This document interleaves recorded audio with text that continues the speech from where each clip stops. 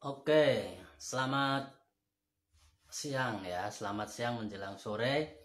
Bagi yang berpuasa, semoga tetap lancar sampai hari ini ya. Oke, yang nonton lewat YouTube, saya ingatkan lagi untuk subscribe yang warna merah dan tekan tombol loncengnya agar mendapatkan informasi-informasi dan video yang terbaru ya, seperti itu. Jangan lupa juga like ya, karena semua itu gratis. Oke.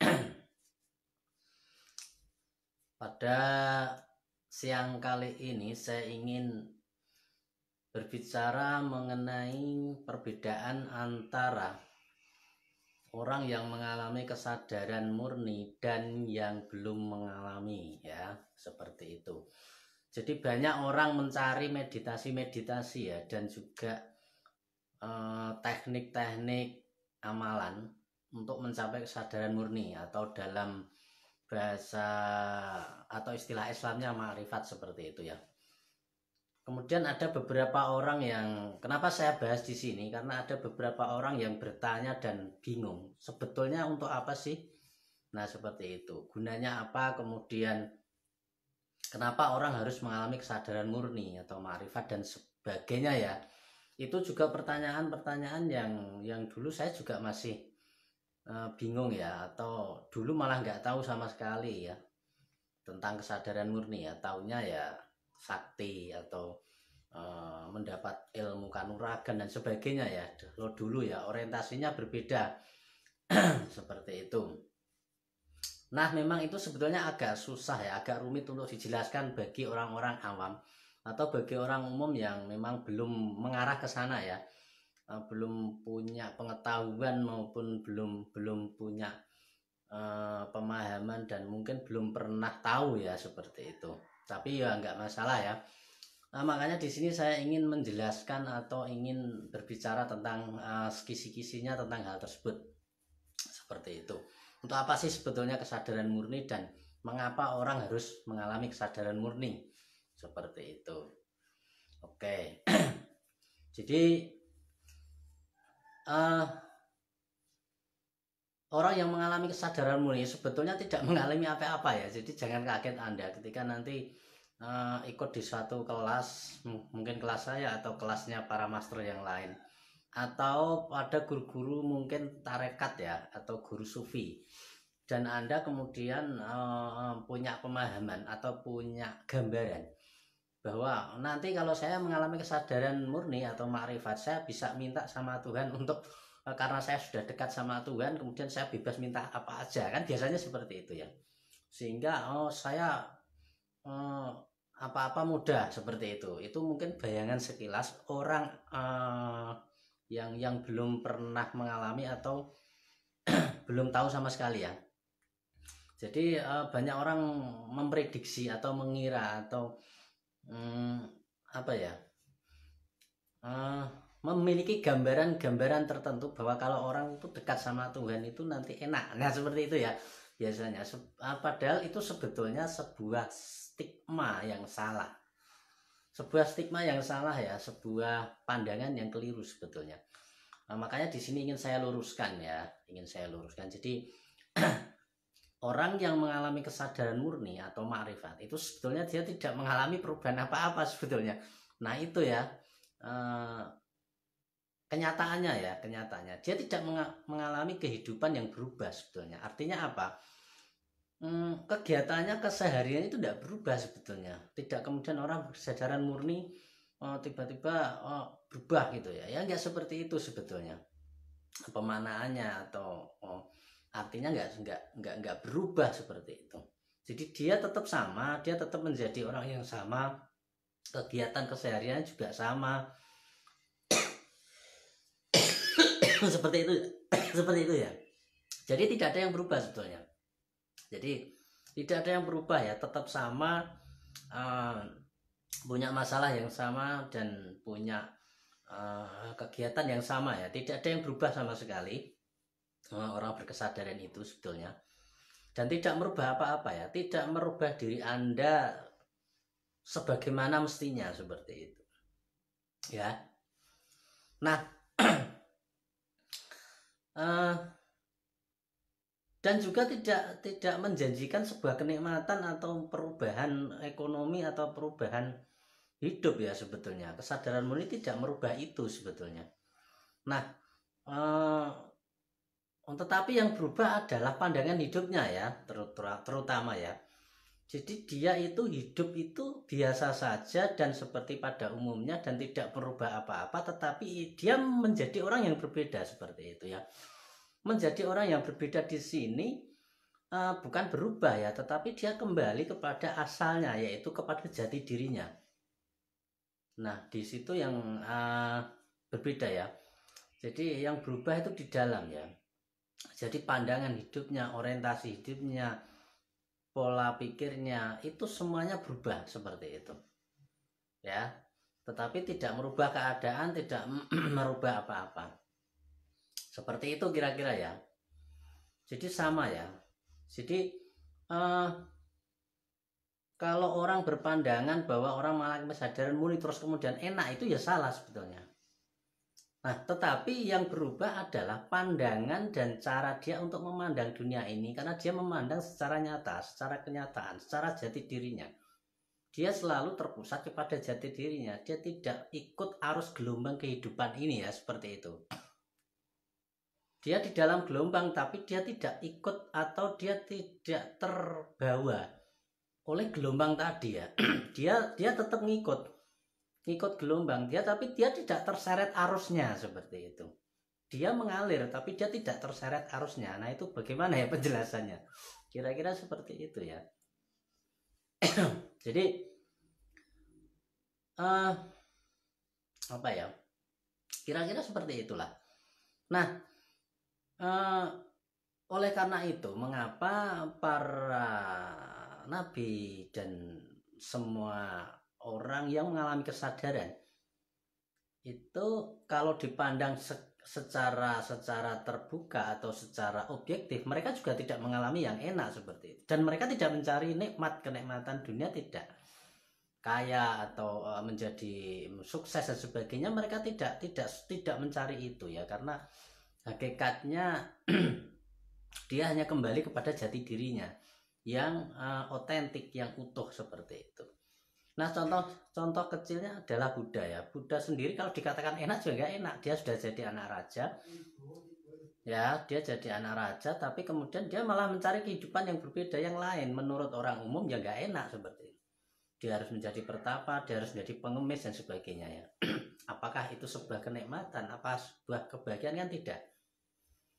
Namun dia mengikuti jati dirinya. Nah, itu perbedaannya ya.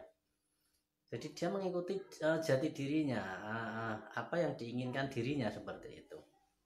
Nah, yang kedua seperti apa ya? Seperti Al-Halat justru malah lebih ngeri lagi. Al-Halat sampai terakhir karena membela prinsipnya, dia sampai dibunuh ya, sampai dieksekusi, sampai dimutilasi ya. Ceritanya seperti itu kira-kira. Apakah itu sebuah kesuksesan? Kan tidak ya. Kalau dibilang sukses ya nggak sukses.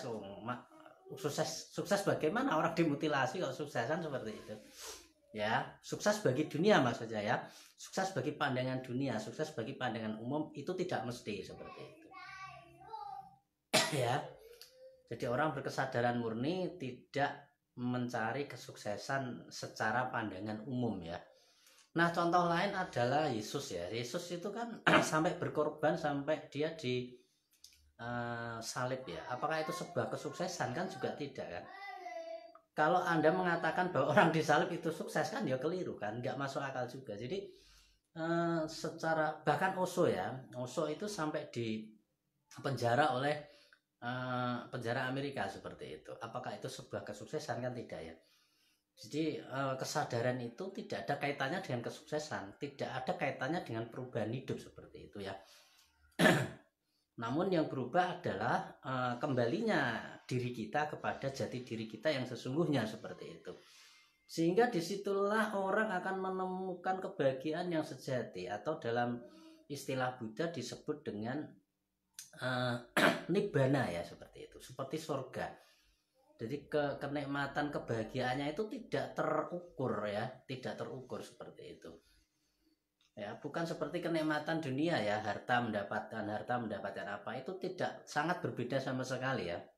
Karena sifatnya kebahagiaan yang dicapai oleh kesadaran itu konstan, terus menerus ya, itu ajek ya, istiqomah istilahnya.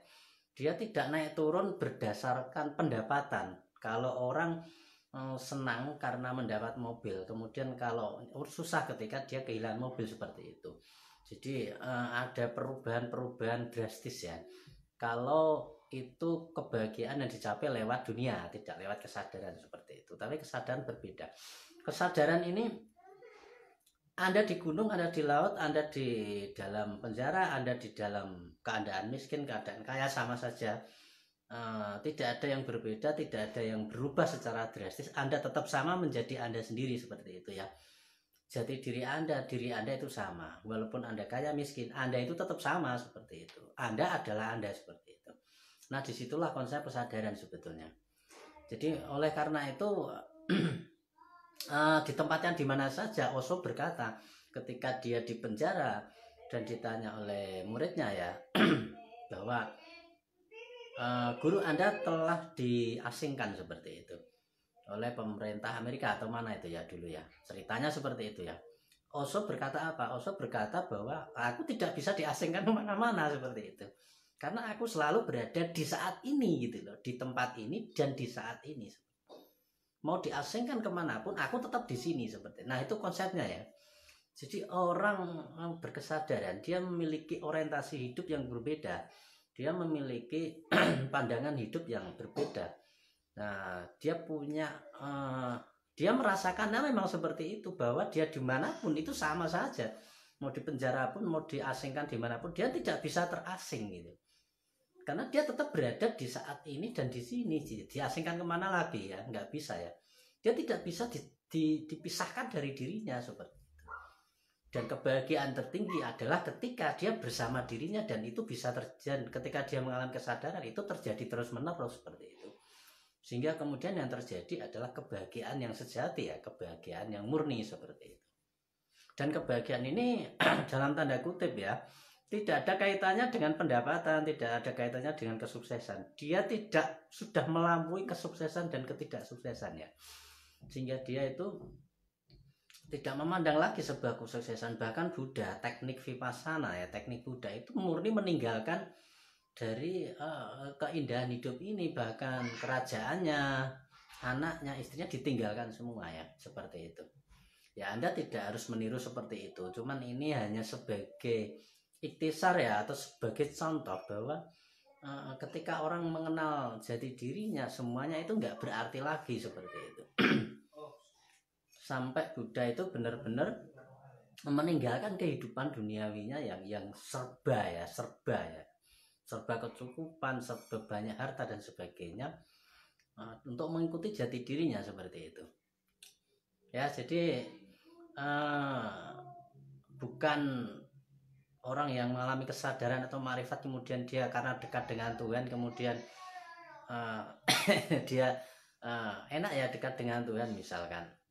Nah, saya tinggal minta apa, itu pandangan orang yang belum pernah mengalami atau belum pernah mendapat penjelasan dari guru ya mungkin ya, seperti itu. Jadi kalau orang umum memang seperti itu ya, mungkin kalau saya dekat dengan Tuhan supaya saya dapat ini gitu ya, saya bisa melakukan ini, saya lebih sukses, saya lebih ini, orientasinya berbeda ya. Dia yang dituju adalah ketika dia bertemu Tuhan, dia ingin sesuatu gitu loh, dia ingin apa. Tetapi yang sebenarnya adalah tujuan utamanya ya Tuhan itu sendiri ya. Bukan ketika ingin ketemu Tuhan terus ingin jajannya istilahnya ya, ingin sangunya ya, ingin doanya atau ingin kun fayakunnya dari Tuhan, tidak seperti itu. Bahkan tidak menganggap itu ya. Yang dituju hanya murid Tuhan, yang dituju hanya murni untuk bertemu jati dirinya, karena surga yang sejati itu ya bertemu dengan Tuhan itu, atau bertemu dengan jati dirinya ya. Seperti itu kira-kira penjelasannya. Nah, mungkin ini agak susah dicerna untuk sebagian umum, tetapi ini hanya sebagai gambaran saja ya, seperti itu ya. sebagai gambaran saja. Silakan nanti kalau ada yang ingin bertanya silakan di komentar. Oke, itu aja dari saya ya. Selamat sore.